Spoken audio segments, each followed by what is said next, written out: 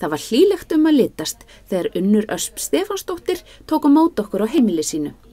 Á nýársdag verður sjónvarpsserían Fangar frumsýnd, en þættirnir eru hugarfóstur Unnar og Nínudagar Filipusdóttur. Verkefni tók á, en þetta ekki eina stóra verkefnið sem Unnur stendur frammi fyrir núna, því hún á von á tvíburum með eiginmanni sínum Birni Thors.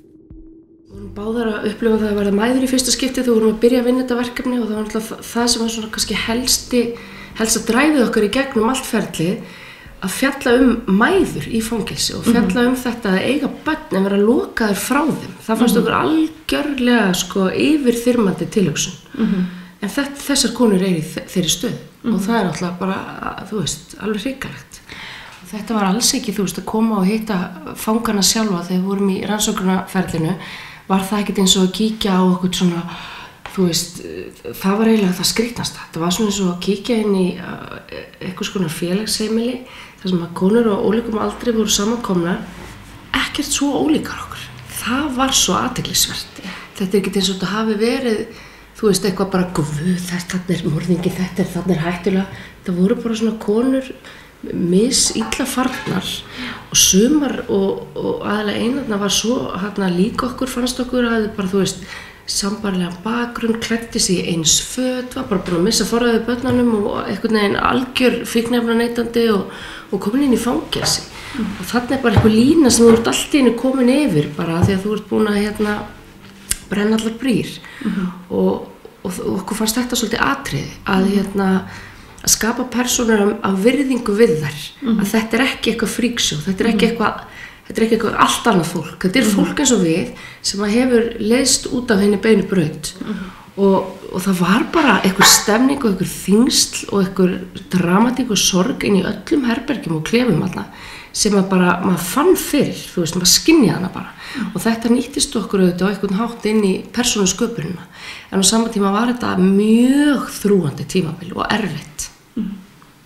Þannig að maður kom bara heim og var svona ekki alveg með sjálfu sér og tók þetta svona svolítið með sér heim og það er svona mjög mismunandi eftir í hvernig hlutverk maður að leika en þarna þurfti maður að kafa svolítið djúpt og þetta krafði mann að fara svona óþægilega staði í sjálfum sér. Og við vorum öll svolítið svona eins og við reyndum að hafa gaman að því að vera í vinnunni þá svona tókum við öll það alvarlega að þetta gekk svolítið nærri okkur öll. Og það hefur verið svona líka eitt svona helsta dræfið að svona setja ljós á þessar sögur af því að þau eiga sér ekki rödd og þau eiga sér ekki málsvara og vekja fólk til umhugsunar öll þessi mál og bara allt frá skólakerfinu og yfir í hvernig við bara ölum upp börnin okkar. Þetta byrjar allt á okkur sjálfum og þetta allt fólk sem átti séns í upphafi. En að einhverju hluta vegna þá ferð endur þarna.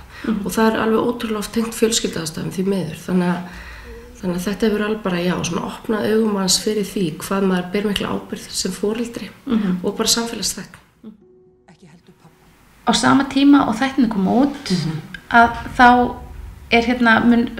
mun barnafjöldi heimilisins tvöfaldast. Já, jú.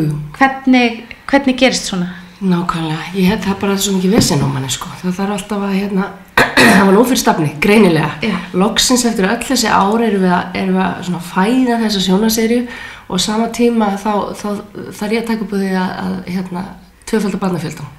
Þannig að það líka mjög kaldanslegt. En þá getur maður kannski mögulega slakað aðeins á eftir það eða þetta maður bara að fara út í mögulega stærsta verkefni hingað til Það veitur allir hvað eflaust að vera með eitt barn eða hvað það getur verið mikið álag þannig að þetta verður eflaust mikið challenge og mikið fjör á heimilinu í kjölfarið. Hvernig brugðust þið við þegar þið áttu ykkur á því að þið ættu vonu tvíbura? Það var bara mjög langt hláturskast, skal ég segja þér. Af því að þetta var ekki til í okkar hugmyndaheimi. Ég hef aldrei einu sinni hugsað út í þetta. Og þá verður þetta náttúrulega bara svo risastórt augnablik svona á lífsbrautinni manns þegar maður bara horfir á skjáinn og það fer engan veginn fram hjá manni þannig eru 2 einstaklingar á leiðinni og svona þegar maður búin að jafna sig á mesta sjokkinu þá finnst mann þetta auðvitað bara magna kraftaverk og bara við hlökkum bara mikið til að takast á þetta.